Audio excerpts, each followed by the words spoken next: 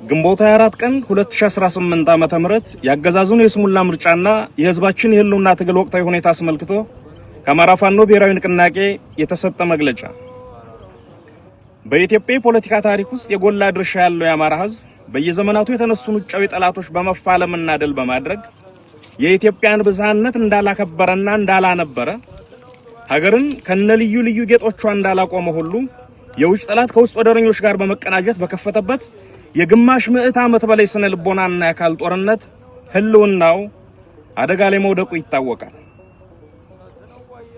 በተለይም ካለፉት 3 ዓመታት ወዲህ ይፋዊ የዘር ማጥፋት ጦርነት በአብይ አህመድና ቡድኑ ታውጆበት ጠላቱን በመመከት አስደናቂ ታሪክ በመጻፍ ላይ ነው። በመንግስትነት ስም ስልጣን የተቆናጠጠው የቀውስና የእልቂት አገዛዝ በህዝብ ድጋፍ ያገኘውን ቅቡልነት በክደት አሽቀንጥሮ ከጣለ በኋላ በምርጫ ስም ስልጣኑን ለማራዘም ሲንደፋደፍ መቆየቱም እንዲሁ ይታወቃል።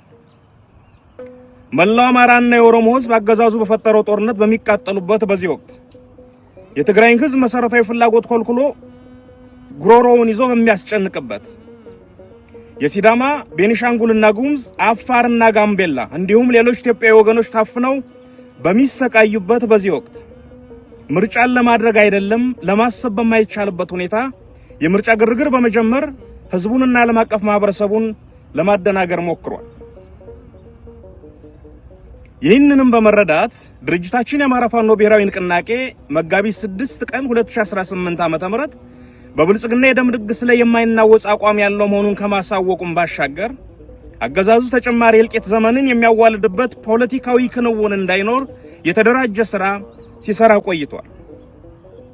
በዚህም መላው ህዝብ በነቂስ በመውጣት ምርጫ የሚባል ነገር እንደሌለ ከምርጫ በፊት ያገዛዙ ሰራዊት በህዝብ ላይ የከፈተውን ወረራና የዘር ማጥፋት ጦርነት እንዲያቆም ጠይቋል።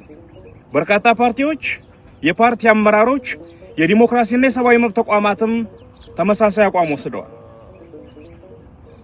በተለያዩ ቦታዎች ይደረጉ የነበሩ የምርጫ አስፈጻሚዎች፣ የታዛቢዎች፣ የምርጫ ቦርድ ሰዎች ከምርጫ ጋር የተያዙ እንቅስቃሴዎችና የምርጫ ቁሳቁሶች እንቅስቃሴም መካሄድ ሳይችል ቀርቷል። ይህ ይሳካ ዘንድም ድርጅታችን አፋብን የአብይ አህመድ አገዛዝ ይህንን የስሙላ ምርጫ ለማካሄድ የፈለገው ለዲሞክራሲ ስርዓት ግንባታ ሳይሆን በህዝባችን ላይ ለሚፈጸመው የጅምላ ጭፍጨፋና ማፈናቀል የመግደያ ሰርቲፊኬት ለማግኘት መሆኑን በዚህ የደም ድግስ ላይ የሚሳተፉ አካላት ሁሉ ከአገዛዙ ጋር እኩል ተጠያቂ እንደሆኑና ንቅናቄያችንም አስፈላጊውን እርምጃ እንደሚወስድ አስቀድሞ ማሳወቁ ትልቅ አስተዋጽኦ ነበር። ለዚህ የንቅናቄያችን ጥሪ ከአማራ ህዝብ፣ ከመላው የኢትዮጵያ ህዝብ፣ ከጸረ አምባገነን ኃይሎችና ከዓለም አቀፍ ማህበረሰብ ያገኘነው ድጋፍ እጅግ ከፍተኛና አበረታች ሆኖ አግኝተነዋል። ይህ ለትግላችን የታየው አጋርነት አገዛዙ በብቸኝነት ተገሎ ለመውደቅ መቃረቡን የሚያሳይ ትልቅ ማሳያ ነው። ዛሬ ላይ አገዛዙን ምርጫ ተጠቅሞ ለማግኘት ያለመውን የመግደያ ሰርቲፊኬትና ዓለም አቀፍ ቅቡልነት በህዝባችንና በሰራዊታችን ብርቱ ተጋድሎ የመግደያ ሰርቲፊኬቱን ቀዳደን የፈለገውን ፍቃድ እንዳያገኝ ማድረጋችንን በሙሉ ልብና በኩራት ለህዝባችን እናበስራለን።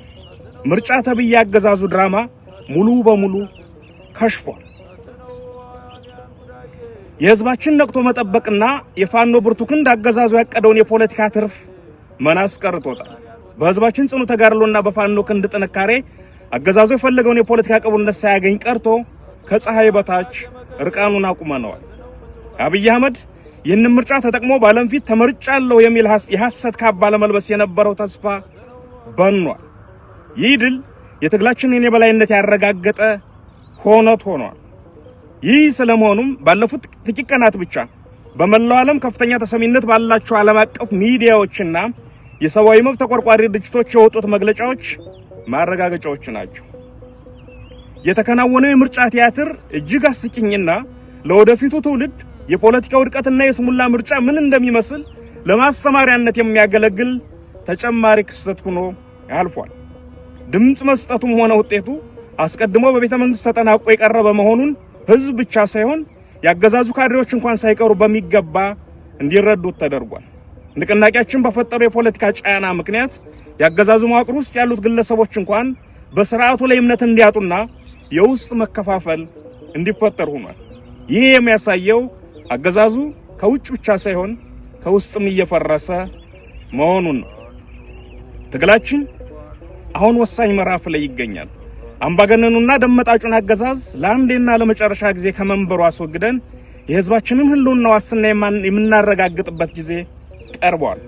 ስለሆነም መላው የአማራ ህዝብና የኢትዮጵያ ወዳጆች የጀመራችሁትን ድጋፍ አጠናክራችሁ እንድትቀጥሉ በየአቅጣጫው የምትገኙ ጸረ አገዛዝ ኃይሎች በጋራ እንድንቆም የአገዛዙ ጸጥታ መዋቅር ውስጥ ያላችሁ ወገኖችም ከህዝባችሁ ጎን በመቆም የውድቀቱ ተባባሪ እንድትሆኑ ጥሪያችንን እናቀርባለን።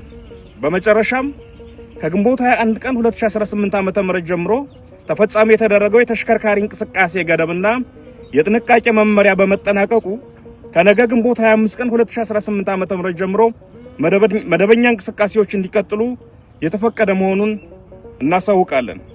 ድል ለአማራ ህዝብ፣ ክፋት ለማንም፣ በጎነት ለሁሉም። አዲስ ትውልድ፣ አዲስ አስተሳሰብ፣ አዲስ ተስፋ።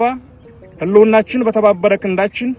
አርበኛ ዘመነ ካሴ፣ የአማራ ፋኖ ብሔራዊ ንቅናቄ ሊቀመንበር። አመሰግናለሁ።